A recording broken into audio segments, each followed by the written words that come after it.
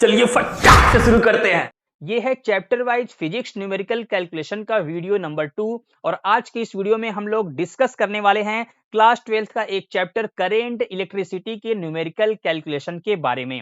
पिछली वीडियो में हमने बात किया था क्लास 11th के चैप्टर ग्रेविटेशन के कैलकुलेशन के बारे में और आज की इस वीडियो में हम लोग करेंट इलेक्ट्रिसिटी के कैलकुलेशन पर डिस्कस करने वाले हैं।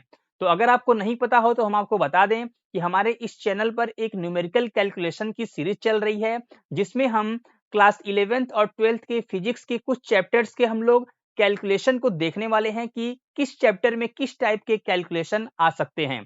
हम आपको बता दें कि हम केवल न्यूमेरिकल कैलकुलेशन के बारे में बात करते हैं, हम फिजिक्स के कॉन्सेप्ट के बारे में बात नहीं करेंगे।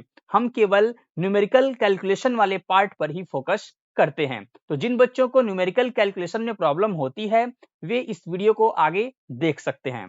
तो चलिए शुरू करते हैं।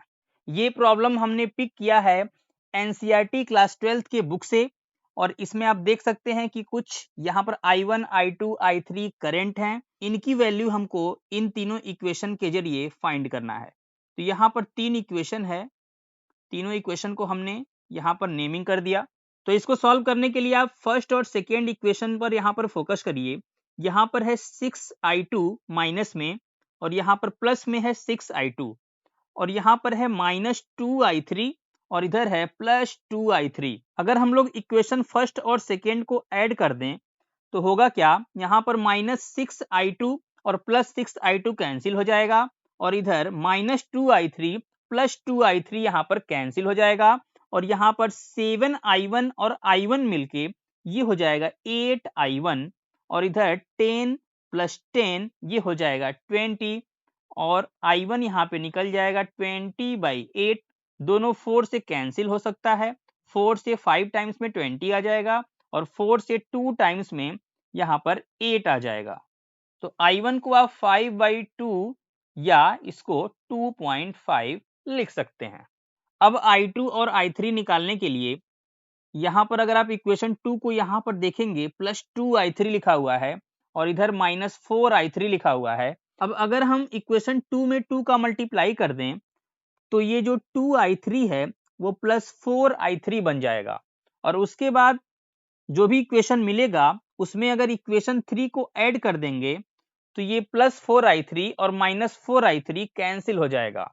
तो इसी लॉजिक को ध्यान में रखते हुए हम एक काम करते हैं, नेक्स्ट पेज पर हम लोग इक्वेशन 2 में 2 का मल्टीप्लाई कर लेते हैं।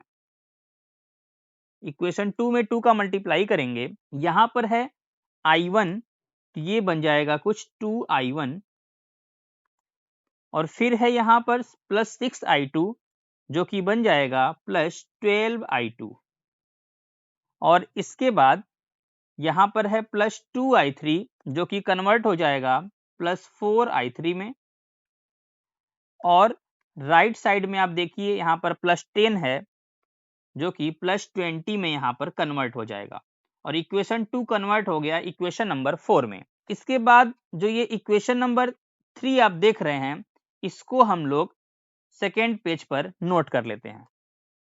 अब हम इक्वेशन नंबर 4 और इक्वेशन नंबर 3 को ऐड कर लेते हैं। 4 + 3 कर लेते हैं तो होगा क्या, यहाँ पर देखिए +4I3 -4I3 आ रहा है जो कि कैंसिल हो जाएगा और यहाँ पर 2I1 मिलके 4I1 बन जाएगा और यहाँ से 12I2 में से 4I2 को घटा देंगे ये 8I2 बन जाएगा और इधर 20 - 5 ये हो जाएगा 15। अब हमने यहाँ पर जो I1 की वैल्यू निकाल के रखी है 5/2 इसको हम लोग यहाँ पर रख लेते हैं। तो 4I1 की जगह पे 5/2 लिख देंगे +8I2 = 15। अब 2 से ये 4 कैंसिल हो जाएगा 2 टाइम्स में और 2 का अगर 5 में मल्टीप्लाई कर देंगे ये हो जाएगा 10। ये हो जाएगा 10 10 + 8I2 = 15। अब 10 को भेज देंगे दूसरे साइड तो 8I2 बराबर हो जाएगा 15 - 10। अब फाइनली 8I2 बराबर हो जाएगा 15 में से 10 को सब्ट्रैक्ट कर देंगे तो आ जाएगा 5। तो I2 इक्वल्स हो गया यहाँ पर 5/8 तो I2 यहाँ पर 5/8 आ चुका है। अब हमें I1 और I2 मिल चुका है, तो अब इसके बाद हम लोग को I3 निकालना है। तो I3 निकालने के लिए हमारे पास यहाँ पर 3 इक्वेशन है। किसी भी इक्वेशन में हम लोग I1 और I2 की वैल्यू अगर पुट कर देते हैं तो I3 की वैल्यू हमें मिल जाएगी। लेकिन हमको जो इक्वेशन सबसे आसान लगेगा, जिससे लगेगा कि आसानी से निकल सकता है, उसी को हम लोग सेलेक्ट कर लेते हैं। वैसे निकालने को आप किसी भी तीनों इक्वेशन में से किसी एक को भी सेलेक्ट करके उसमें I1 और I2 को पुट करके I3 निकाल सकते हैं। इक्वेशन नंबर 2 से इसको सॉल्व कर रहे हैं। तो इक्वेशन नंबर 2 कुछ इस प्रकार से है, I1 + 6I2 + 2I3 = 10। तो I1 की वैल्यू है यहाँ पर 5/2 प्लस और I2 की वैल्यू है यहाँ पर 5/8 प्लस 2I3 = 10। यहाँ पर 6 और 8 दोनों 2 से कैंसिल हो जाएगा, तो ये 3 आ जाएगा और यहाँ पर 4 आ जाएगा। तो 5/2 प्लस 5 और 3 का गुणा कर देंगे, हो जाएगा 15, 15/4 प्लस 2I3 = 10। 2I3 इधर ही रहने देते हैं और ये जो 5/2 है और 15/4 है उसको दूसरे साइड कर लेंगे, तो ये कुछ इस प्रकार से हो जाएगा -5/2 माइनस 15/4। तो 2I3 बराबर, अब यहाँ पर 2 और 4 का एलसीएम लेंगे तो 4 आएगा, तो ये 10 बन जाएगा। 10 में 4 का गुणा करके 40, और यहाँ पर 2 में 2 का गुणा करने से 4 आएगा, तो 5 में भी 2 का गुणा हो जाएगा, 10 हो जाएगा। और पहले से यहाँ पर 4 है, अभी भी 4 है, तो कोई चेंज नहीं होगा ऊपर, यहाँ पर 15 ही रह जाएगा। ये कुछ इस प्रकार से हो जाएगा 2I3 बराबर 40, और यहाँ पर जो -10 है और -15 है ये मिला के हो जाएगा 25, -25/4। 2I3 बराबर 40 - 25, ये हो जाएगा 15/4। अब 2 आ जाएगा क्रॉस में इधर, तो I3 इक्वल्स हो जाएगा यहाँ पर 15/8। तो इस प्रकार से हमें I1, I2 और I3 मिल चुका है। अब इस प्रॉब्लम में भी यहाँ पर 3 इक्वेशन है, equation number 1, 2 and equation number 3। और यहाँ पर आप देख सकते हैं यहाँ पर IG लिखा हुआ है तीनों इक्वेशन में। तो यहाँ पर हमको IG की वैल्यू फाइंड करनी है। तो देखिए यहाँ पर जो इक्वेशन नंबर 3 है ये I2 और IG में है, इसमें I1 नहीं दिख रहा है। और जो इक्वेशन नंबर 1 और इक्वेशन नंबर 2 है इसमें I1, I2 और IG तीनों दिखाई दे रहा है। यहाँ पर आप देखिए, यहाँ पर I1 भी है, I2 भी है और IG भी है। यहाँ भी I1, I2 और IG भी है। तो एक काम करते हैं, इक्वेशन नंबर 1 और इक्वेशन नंबर 2 को हम लोग सॉल्व करके I1 को एलिमिनेट कर देते हैं। क्या करेंगे हम लोग, इक्वेशन नंबर 1 और इक्वेशन 2 से ये जो I1 वाला पार्ट है उसको हम लोग एलिमिनेट कर देंगे। तो फिर 1 और 2 से जो हमें इक्वेशन मिलेगा वो IG और I2 में होगा। तो उस इक्वेशन और इक्वेशन नंबर 3 को हम लोग सॉल्व करके यहाँ से IG की वैल्यू फाइंड करेंगे।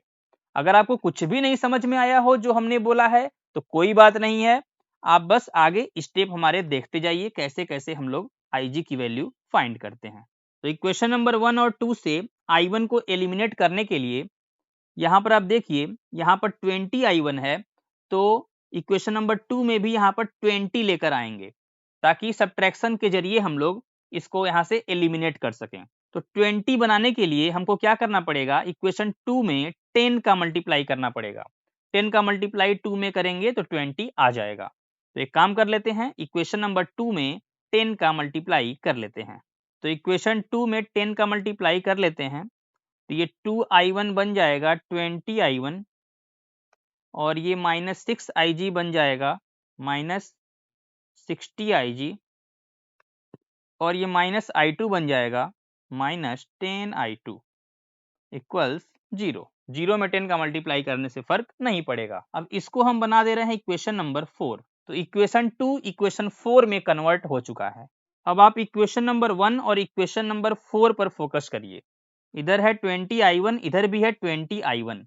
अगर इक्वेशन 1 और इक्वेशन 4 को ऐड करते हैं, ये 20I1 जुड़ जाएगा और ये 40I1 बन जाएगा। तो यहाँ पर जोड़ने से काम नहीं चलेगा, यहाँ पर हमको सब्ट्रैक्ट करना पड़ेगा ताकि ये 20i1 यहाँ से एलिमिनेट हो जाए। तो हम लोग करने क्या वाले हैं, इक्वेशन 1 में से इक्वेशन 4 को सब्ट्रैक्ट करेंगे। तो हम लोग इक्वेशन 4 को सब्ट्रैक्ट कर रहे हैं। आपको पता होना चाहिए कि जब भी किसी इक्वेशन को हम लोग सब्ट्रैक्ट करते हैं तो उसमें जितने भी टर्म्स होते हैं उनका साइन बदल जाता है। तो क्योंकि यहाँ पे इक्वेशन 4 को हम लोग सब्ट्रैक्ट कर रहे हैं तो इक्वेशन 4 में जितने भी टर्म्स हैं इनके साइन बदल जाएंगे।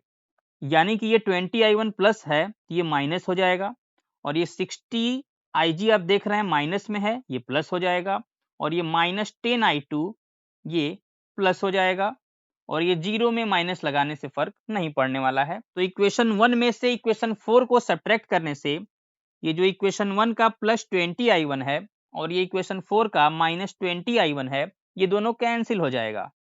और यहाँ पर ये देखिए +60ig और +3ig ये दोनों जुड़ जाएगा और ये हो जाएगा 63ig, और इधर है -12i2 और +10i2। अब ये प्लस हो गया है तो -12 + 10 से -2 मिल जाएगा, तो -2i2 इक्वल्स 0। अब इसको हम बना लेते हैं इक्वेशन नंबर 5। अब हमको सिर्फ मतलब है इक्वेशन नंबर 3 से और इक्वेशन नंबर 5 से, तो दोनों को हम नेक्स्ट पेज पर लिख लेते हैं। अब एक काम करते हैं, जो ये इक्वेशन 5 है यहाँ से i2 की वैल्यू ig के फॉर्म में निकाल लेते हैं और इक्वेशन 3 में i2 की जगह पे पुट कर देते हैं। यानी कि कुछ इस प्रकार से 63ig इक्वल्स, अब ये -2i2 अगर राइट साइड में जाएगा तो प्लस हो जाएगा +2i2। अब 2 को इधर डिवाइड में लेकर आते हैं तो 63ig/2 हो जाएगा, ये हो जाएगा i2 की वैल्यू। अब जो ये i2 की वैल्यू आई है वो ig के फॉर्म में आ चुकी है, तो क्या करते हैं इसको पुट कर देते हैं इक्वेशन नंबर 3 में। तो इक्वेशन 3 में i2 की वैल्यू रखने से इक्वेशन 3 कुछ ऐसा बन जाएगा, 13 i2 की जगह पे लिख देंगे 63ig/2 प्लस ig इक्वल्स 2। अब इसको हम नेक्स्ट पेज पर लिखकर सॉल्व कर लेते हैं। अब 13 का 63 में मल्टीप्लाई कर लेते हैं तो 13 में 3 का होगा 39 हो जाएगा, 13 में 6 का होगा 78 और 3 करेंगे तो 81 हो जाएगा। 819ig/2 plus ig equals 2। अब 2 को इधर एलसीएम में रख ले रहे हैं तो 819ig ऐसे ही रह जाएगा और इधर 2ig बन जाएगा, 2ig इक्वल्स 2। 819ig 2ig मिलके ये हो जाएगा 821ig, और ये 2 का 2 में क्रॉस मल्टीप्लाई हो जाएगा और ये 4 हो जाएगा, तो ig इक्वल्स 4/821। ये देखिए जो ig है वो करंट है, और जो हमने यहाँ पर सॉल्व किया है सब कुछ ये मान के चलिए आप SI यूनिट में है, ये मान के चलिए सब कुछ SI यूनिट में है, तो यहाँ पर जो ig निकल के आएगा वो एम्पियर में निकल के आएगा। अब अगर आपको यहाँ से एम्पियर से मिली एम्पियर में जाना है तो हम लोग 1000 का मल्टीप्लाई कर देंगे। आपको पता होना चाहिए कि 1 एम्पियर में 1000 मिली एम्पियर होता है, तो 1000 का गुणा कर देने से ये 4000 बन जाएगा और ये 821 ऐसे ही रह जाएगा, मिली एम्पियर में चला जाएगा। अब आप 821 से 4000 को डिवाइड कर सकते हैं। आप डिवाइड करेंगे तो ये लगभग में आपको 4.87 के आसपास मिल जाएगा। अब इस प्रॉब्लम को हम लोग सॉल्व कर लेते हैं। तो यहाँ पर आप देख सकते हैं इधर -v लिखा हुआ है, इधर भी -v लिखा हुआ है, तो यहाँ से हमको v का एक्सप्रेशन फाइंड करना है कि v इक्वल्स यहाँ पर क्या आएगा। ये भी हमने NCERT से पिक किया है और वहाँ पर जो v का एक्सप्रेशन लिखा हुआ है वो लिखा हुआ है E1R2 plus E2R1/R1 plus R2 minus I/R1R2/R1 plus R2। तो हम लोग देखते हैं कि आखिर यहाँ से ये वाला एक्सप्रेशन कैसे आता है। तो नेक्स्ट पेज पर हम सॉल्व करते हैं और आपको बताते हैं कि ये कैसे आने वाला है। तो देखिए यहाँ पर I इक्वल्स हम लिख रहे हैं, यहाँ पर R1 डिनोमिनेटर में है तो ये R1 को हम E1 के साथ भी लिख सकते हैं, E1/R1, और v के साथ भी लिख सकते हैं v/r1। सेम ऐसे ही जो इधर का r2 है वो भी E2 के लिए भी होगा और v के लिए भी होगा। तो यहाँ से E2/r2 लिख सकते हैं और माइनस v/r2 लिख सकते हैं। अब एक काम करते हैं, E1/r1 और E2/r2 को एक साथ कर लेते हैं। ये कुछ ऐसा दिखेगा, E1/r1 प्लस E2/r2, ये दोनों हमने एक साथ कर लिया। ये जो आप देख रहे हैं माइनस v/r1 और माइनस v/r2, इन दोनों से हम v को कॉमन कर ले रहे हैं। जैसे ही v को कॉमन करेंगे माइनस के साथ, ये बचेगा 1/r1 प्लस 1/r2, क्योंकि माइनस दोनों से कॉमन हो चुका है। अब देखिए यहाँ पर है माइनस, तो हम इस पूरे एक्सप्रेशन को, इसको हम लेफ्ट साइड में लेकर जा रहे हैं, इसको लेफ्ट साइड में कर रहे हैं, जिससे ये जो माइनस v आप देख रहे हैं यहाँ पर, ये जो माइनस v है वो प्लस v में कन्वर्ट हो जाएगा, दूसरे साइड जाते ही पॉजिटिव हो जाएगा। इसको हम दूसरे साइड भेज दे रहे हैं, तो इसका भी साइन बदल के माइनस हो जाएगा। और बाकी जो ये वाला एक्सप्रेशन है, इसको ज्यों का त्यों जैसे है वैसे लिख लेते हैं। हम यहाँ पर आपको एक एक स्टेप करके बता रहे हैं, आपको केवल समझने पर फोकस करना है, और आप एक बार जब समझ गए तो आप बहुत सारे स्टेप को एक ही स्टेप में निपटा सकते हैं। हम एक ही स्टेप में बहुत सारे काम नहीं कर रहे हैं, ताकि अगर जिन बच्चों को प्रॉब्लम है उनको भी अच्छे तरीके से समझ में आ जाए। अगर हम एक ही स्टेप में बहुत सारे स्टेप करने लगेंगे तो हो सकता है जिनका बेसिक उतना अच्छा नहीं है उनको समझने में दिक्कत हो जाए। और क्योंकि हम आपको बेसिक मैथ्स ही सिखा रहे हैं, तो हम यहाँ पर फास्ट करने की कोशिश नहीं कर रहे हैं, हम बस चाह रहे हैं कि आप किसी भी तरीके से समझ जाएं। जब आप अच्छे तरीके से समझ जाएंगे तो आपका स्पीड अपने आप बढ़ जाएगा और आप बहुत सारे स्टेप को एक ही स्टेप में निपटा पाएंगे। ये कुछ ऐसे बच जाएगा यहाँ पर, जो E1/r1 था और E2/r2 था वो ज्यों का त्यों बना रहेगा, और I को हमने दूसरे साइड कर लिया। अब यहाँ पर है R1 और यहाँ पर है R2, तो दोनों को एलसीएम में रख लेते हैं R1 इंटू R2 करके।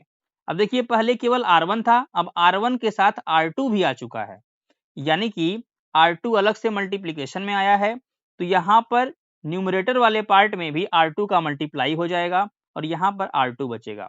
सेम ऐसे ही पहले यहाँ पर R2 था, अब यहाँ पर R2 के साथ आप देखिए R1 भी आ चुका है, तो यहाँ पर न्यूमरेटर वाले पार्ट में भी R1 का मल्टीप्लाई हो जाएगा, यहाँ पर R1 बचेगा। सेम ऐसे ही यहाँ पर R1 और R2 को एलसीएम में रख लेते हैं। यहाँ भी पहले R1 था, अब R1 के साथ R2 भी है, तो E1 के साथ भी R2 आ जाएगा, तो E1 R2 हो जाएगा। और सेम ऐसे ही यहाँ पर R2 है, R2 के साथ अब R1 भी आ चुका है, तो E2 के साथ भी R1 आ जाएगा, तो E2 R1 माइनस I। अब कई लोग जल्दीबाजी में यहाँ पर R1 R2 और R1 R2 को यहाँ से कैंसिल कर देंगे, लेकिन आप इस तरीके से कैंसिल नहीं कर सकते, क्योंकि यहाँ पर अलग से माइनस I भी लिखा हुआ है। अगर यहाँ पे माइनस I नहीं होता तब आप कैंसिल कर देते, कोई दिक्कत वाली बात नहीं थी, लेकिन ये I पूरा काम खराब कर रहा है। तो अगर आप इसको कैंसिल करना चाहते हैं तो R1 R2 को I के नीचे भी लेकर आना पड़ेगा। अब I के नीचे जब R1 R2 आएगा तो देखिए कुछ इस प्रकार से हो जाएगा। अगर हम ऐसे लिख दें, I के नीचे R1 R2 लिख दें, तो हमको यहाँ पर I के साथ भी R1 R2 लेकर आना पड़ेगा, ताकि अगर इसको कैंसिल किया जाए तो वैल्यू में कोई चेंज न आए।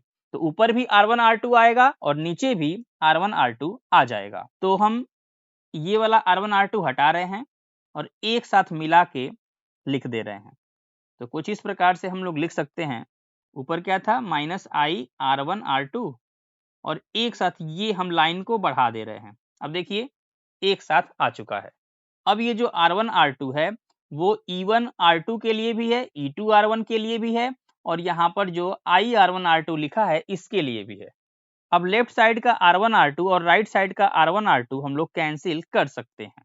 अब फिलहाल यहाँ पर V R1 प्लस R2 और राइट साइड में E1 R2 plus E2 R1 minus I R1 R2 बचा हुआ है। अब एक काम और करना है, ये R1 प्लस R2 को क्रॉस में इधर लेकर जाइए, तो V इक्वल्स हो जाएगा E1 R2 plus E2 R1 minus I R1 R2 upon R1 plus R2, इस प्रकार से हो जाएगा। अब हम चाहें तो ये जो R1 प्लस R2 है इसको हम इसके नीचे अलग से लिख सकते हैं और इसके नीचे अलग से लिख सकते हैं।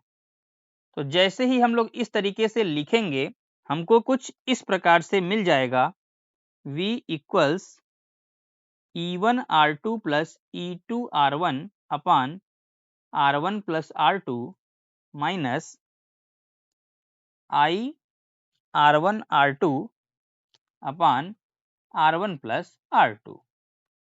अब आप मिलाकर देखेंगे जो हमने स्टार्टिंग में आपको बताया था V इक्वल्स, यहाँ पर देखिए इसको आप अगर मैच कराएंगे तो मैच कर रहा होगा पूरी तरीके से। तो उम्मीद करते हैं कि आपको ये कैलकुलेशन काफ़ी अच्छे तरीके से समझ में आ गया होगा। हम आपको स्टेप बाय स्टेप बताते हैं इसलिए ज़्यादा टाइम यहाँ पर कंज्यूम होता है, लेकिन अगर आप सीख जाते हैं तो आप कई स्टेप को स्किप कर सकते हैं और फटाफट से सॉल्व कर सकते हैं। अब एक फार्मूला होता है ड्रिफ्ट स्पीड का, जो कि कुछ इस प्रकार से होता है I अपान एन ई ए, जहाँ पर I करेंट है, n नंबर ऑफ इलेक्ट्रॉन्स हैं और E यहाँ पर है एक इलेक्ट्रॉन पर चार्ज और A यहाँ पर है क्रॉस सेक्शनल एरिया। अब इस फार्मूला के पीछे जो भी फिजिक्स का कॉन्सेप्ट है वो आप फिजिक्स में सीख रहे होंगे, हम आपको इसके पीछे का केवल न्यूमेरिकल कैलकुलेशन बताने वाले हैं। तो यहाँ पर I की वैल्यू कुछ यहाँ पर दी है 1.5 एम्पियर और n यहाँ पर जो नंबर ऑफ इलेक्ट्रॉन्स हैं वो वॉल्यूम के हिसाब से दिया हुआ है 8.5 इंटू 10⁻28 इलेक्ट्रॉन्स हैं पर क्यूबिक मीटर और E की वैल्यू आपको पता होनी चाहिए 1.6 इंटू 10⁻19 कूलाम होता है और यहाँ पर जो क्रॉस सेक्शनल एरिया है वो है 1 इंटू 10⁻7 स्क्वायर मीटर। अब ये सब वैल्यू पुट करके हम लोग VD की वैल्यू फाइंड करेंगे। तो सारी वैल्यू रखने से VD कुछ इस प्रकार से बन जाएगा 1.5 अपान 8.5 into 10⁻28 multiplied by 1.6 into 10⁻19 multiplied by 1 into 10⁻7। अब यहाँ पर जो 10 के पावर वाले नंबर्स हैं इनको समेट लेते हैं। यहाँ पर ये जो 10 का पावर -19 है और 10 का पावर -7 है, ये दोनों मिला के हो जाएगा -19 -7 -26 और यहाँ पर पहले से है 10 का पावर 28। अब इन दोनों को अगर मिला दें तो 28 में से 26 को सब्ट्रैक्ट कर देंगे तो कुल मिला जुला के 10 का पावर 2 बचने वाला है। तो जितने भी 10 के पावर वाले नंबर्स हैं वो 10 का पावर 2 बचेगा वहां पर। तो VD इक्वल्स हो जाएगा और बाकी देख लीजिए यहाँ पर 1.5 है, इसको लिख लेते हैं और नीचे यहाँ पर 8.5 और 1.6 है। तो एक बार सबको लिख लेते हैं 1.5, 8.5, 1.6। हम एक एक स्टेप आपको बता रहे हैं अच्छे तरीके से ताकि आपको समझ में आए। हम यहाँ पर एक ही बार में बहुत सारे स्टेप नहीं कर रहे हैं। और 10 के पावर वाले कितने बचे थे? 10 का पावर 2। अब यहाँ पर देखिए 10 का पावर 2 है और 10 का पावर 2 आप जानते हैं 10 का पावर 2 को हम लोग 10 इंटू 10 लिख सकते हैं। तो अगर एक 10 का मल्टीप्लाई 1.6 में कर दें तो इसका पॉइंट गायब हो जाएगा और एक 10 का मल्टीप्लाई 8.5 में कर दें तो इसका पॉइंट गायब हो जाएगा। तो यहाँ पे VD कुछ इस प्रकार से हो जाएगा। जो 1.5 है फिलहाल हम इसको ऐसे ही लिख दे रहे हैं 1.5। 10 स्क्वायर का मल्टीप्लाई होने से नीचे का पॉइंट गायब हो जाएगा, 85 और 16 बचेगा। अब देखिए 1.5 को हम लोग अगर 1.5 का पॉइंट हटाएं तो इसको हम लोग ऐसे लिख सकते हैं 15 गुणे 10 का पावर -1। ऐसे था 1.5 और पॉइंट के बाद देखिए यहाँ पर एक प्लेस है तो इसको हम लोग 15 इंटू 10 का पावर -1 लिख सकते हैं। अगर आपको इस तरह से कन्वर्जन में प्रॉब्लम होता है तो इससे रिलेटेड हमने ऑलरेडी वीडियो बना रखे हैं, वो जाकर आप हमारे चैनल पर देख सकते हैं। कुछ वीडियोज के लिंक आपको डिस्क्रिप्शन में भी मिल जाएंगे, वहां पर भी आप चेक करके देख सकते हैं। अब देखिए 15 और 85 ये दोनों 5 से कैंसिल हो जाएगा तो 3 से 5 टाइम्स में और ये 17 से 5 टाइम्स में। अब यहाँ पर बचेगा 3 इंटू 10 का पावर -1 और नीचे है 17 और 16 17 और 16। अब देखिए अगर हम लोग 17 और 16 का मल्टीप्लाई कर लेते हैं तो ये 3 से बड़ा नंबर आएगा। और आपको पता है कि ऊपर अगर छोटा नंबर है और नीचे बड़ा नंबर है तो थोड़ा सा डिवीजन में प्रॉब्लम होता है। अब इस प्रॉब्लम को दूर करने के लिए न्यूमरेटर में हम अलग से 100 लेकर आ रहे हैं। 3 के साथ 10 का स्क्वायर ला रहे हैं। 10 का स्क्वायर मतलब 100। अब 10 स्क्वायर हम अलग से लिख रहे हैं तो 10 का पावर -2 भी लिखना पड़ेगा ताकि ये दोनों कैंसिल हो जाए और वैल्यू में कोई चेंज न आए। और पहले से यहाँ पर 10 का पावर -1 था तो इसको भी हम लिख लेते हैं। और यहाँ पर 17 और 16 जैसे था वैसे रहने दीजिए। तो यहाँ पर ये 10 स्क्वायर का मतलब है 100, इसको 100 लिख लेते हैं। इसकी जगह पे हम लोग 100 लिख लेते हैं। और ये जो 10 का पावर -2 और 10 का पावर -1 है इसको मिला के हम 10 का पावर -3 कर लेते हैं। ये कुछ ऐसा बन जाएगा 10 का पावर -3। तो 10 का पावर -3 को ऐसे ही रहने दीजिए और बाकी आप इसमें सॉल्व कर लीजिए। तो यहाँ पर 16 और 100 दोनों 4 से कैंसिल हो जाएगा और यहाँ पर ऊपर 25 और नीचे 4 आ जाएगा। अब 25 में अगर 3 का मल्टीप्लाई कर लें तो 75 हो जाएगा और यहाँ पर 17 में 4 का मल्टीप्लाई कर लेते हैं तो ये 68 हो जाएगा और 10 का पावर -3 अभी भी बचा रहेगा।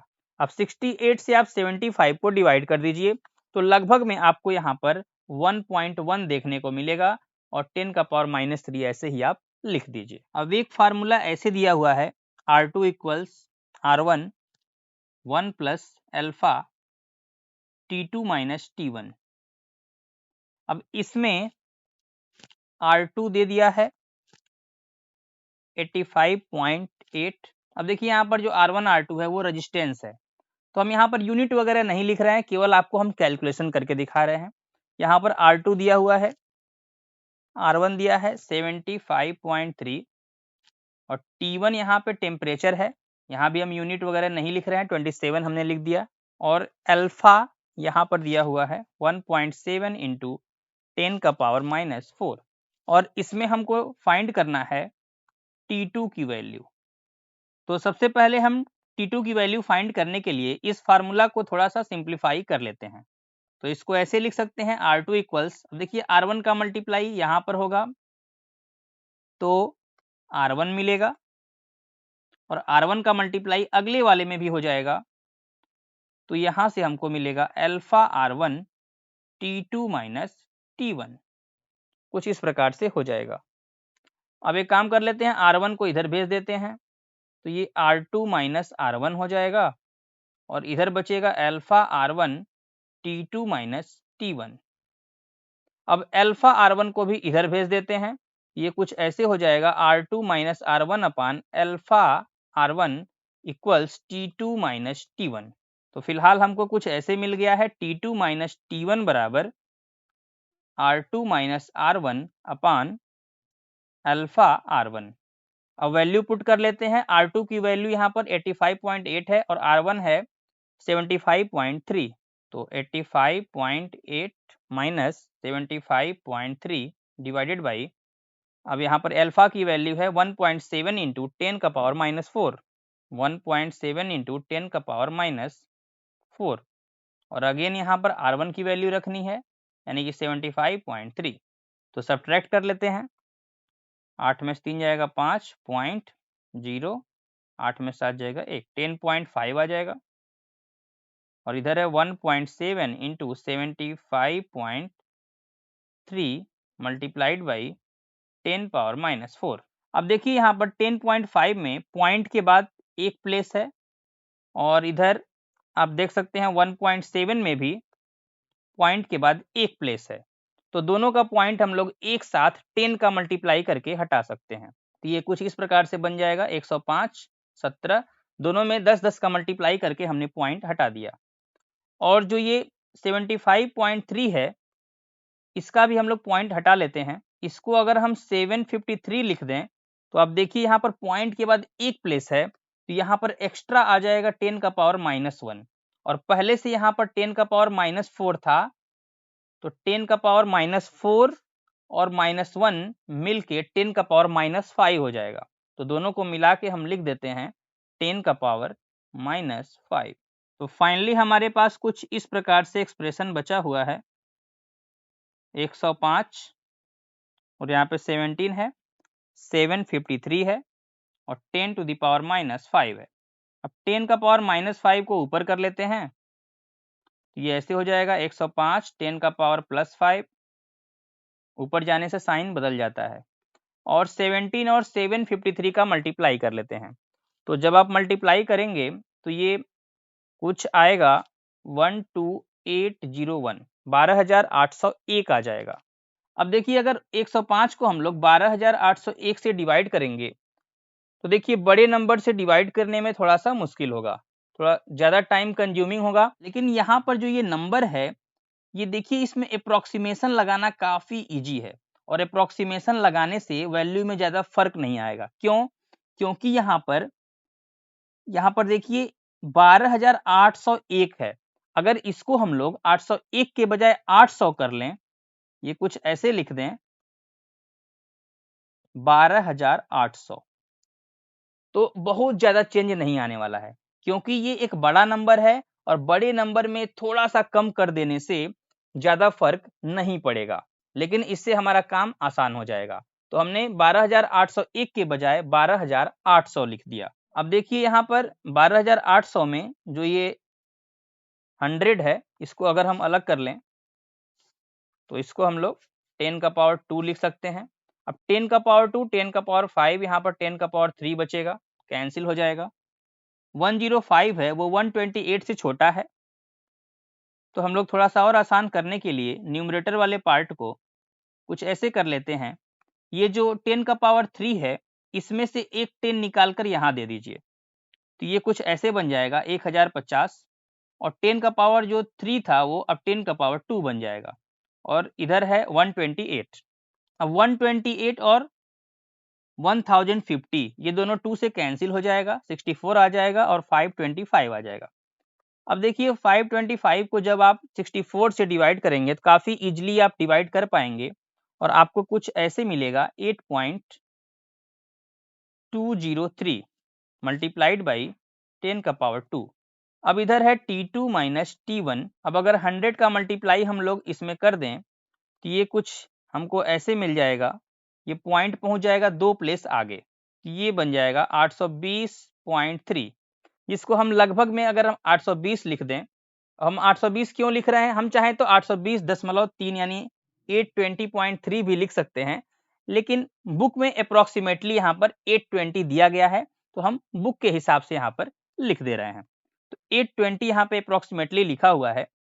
अब यहाँ पे अगर आप T2 निकालने जाएंगे तो आपको T1 को इधर भेजना पड़ेगा, तो 820 और T1 हो जाएगा, और T1 की वैल्यू स्टार्टिंग में हमने आपको बताई थी, तो T1 की वैल्यू है वो है 27 डिग्री सेल्सियस। तो यहाँ पे T1 को हटा के हम लोग 27 लिख सकते हैं।